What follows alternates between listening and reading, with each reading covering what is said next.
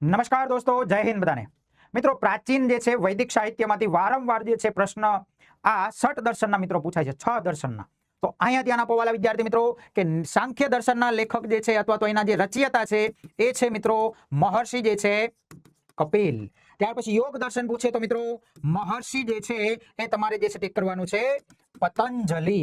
ત્યાર પછી ન્યાય દર્શન પૂછે તો મહર્ષિ જે છે તમારે ટીક કરશો ગૌતમ। ત્યાર પછી મિત્રો વૈશેષિક દર્શન પૂછે તો તમારે ટીક કરવાનું મહર્ષિ જે છે કણાદ। ત્યાર પછી વાલા વિદ્યાર્થી મિત્રો પૂર્વ મીમાંસા પૂછે આપણને તો એમાં આપણે ટીક કરશું મહર્ષિ જે છે જયમિની।